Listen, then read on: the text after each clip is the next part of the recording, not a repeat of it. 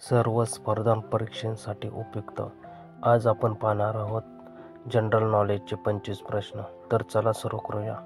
प्रश्न पहिला, शेवगाव येथील गजानन महाराजांचे मंदिर हे कोणत्या जिल्ह्यामध्ये येते?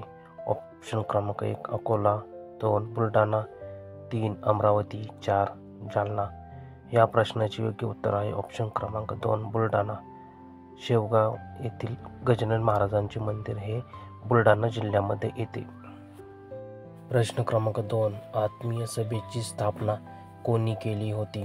ऑप्शन क्रमांक 1 दादाभाई नौरोजी, 2 लोकमान्य टिळक, 3 राजा राममोहन रॉय, 4 महात्मा फुले. या प्रश्नाचे योग्य उत्तर आहे ऑप्शन क्रमांक 3 राजा राममोहन रॉय. आत्मीय सभेची स्थापना ही राजा राममोहन रॉय यांनी केली. प्रश्न क्रमांक 3, समान नागरिक कायदा कोणत्या राज्यात पहिल्यांदा लागू झाला? ऑप्शन क्रमांक 1 आसाम, 2 केरळ, 3 गोवा, 4 उत्तराखंड. या प्रश्नाचे योग्य उत्तर आहे ऑप्शन क्रमांक 4 उत्तराखंड. उत्तराखंड या राज्यामध्ये पहिल्यांदा समान नागरिक कायदा हा लागू करण्यात आला. प्रश्न क्रमांक 4, मराठी गौरव भाषा दिवस कोणत्या दिवशी साजरा केला जातो? IMP question. ऑप्शन क्रमांक 1 मे, 2 27 फेब्रुवारी, 3 1 जुलै, 4 1 ऑगस्ट. या प्रश्नाचे योग्य उत्तर आहे ऑप्शन क्रमांक 2 27 फेब्रुवारी.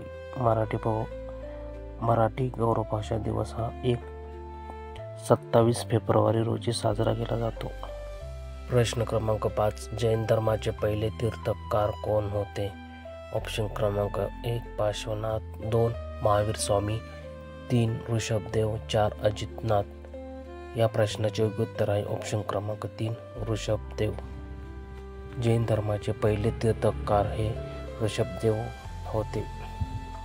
प्रश्न क्रमांक 6, सार्क संघटनेचे मुख्यालय कोणत्या ठिकाणी आहे?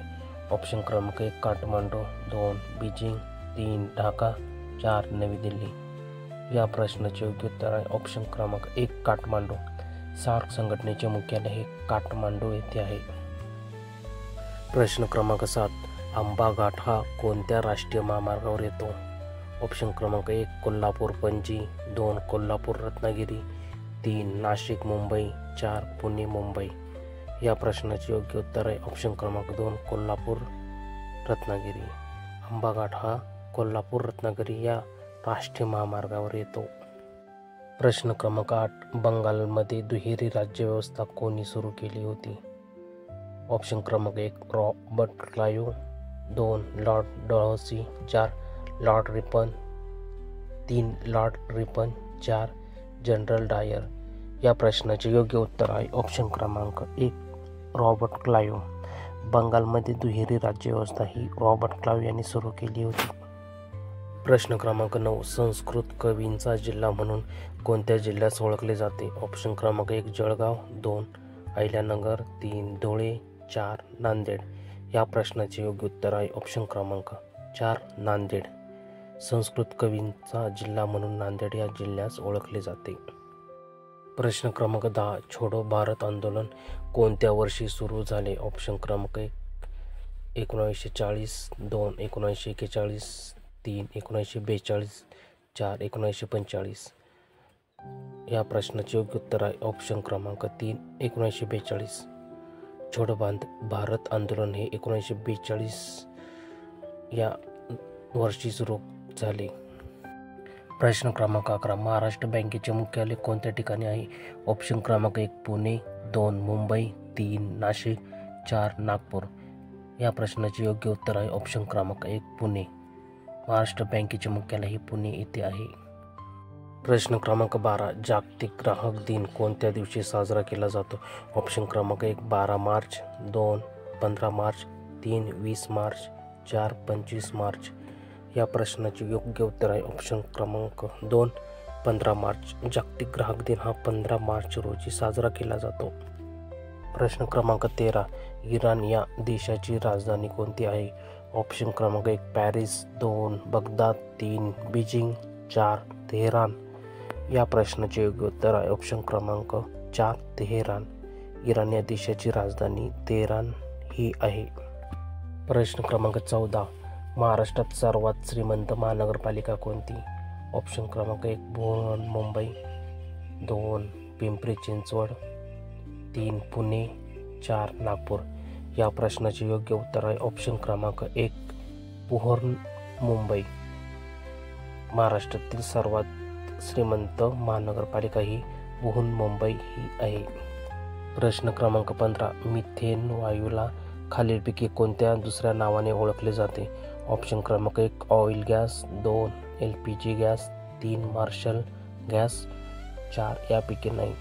या प्रश्नाचे योग्य उत्तर आहे ऑप्शन क्रमांक 3 मार्शल गॅस.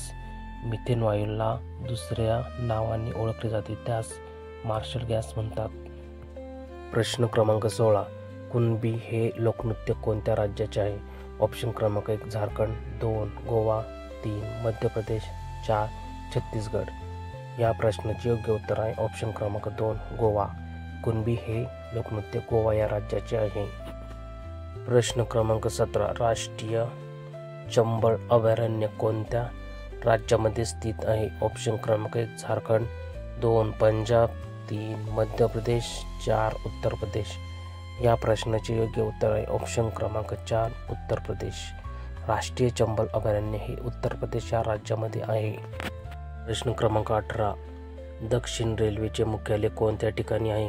ऑप्शन क्रमांक 1 मुंबई, 2 चेन्नई, 3 मध्य प्रदेश, 4 नवी दिल्ली.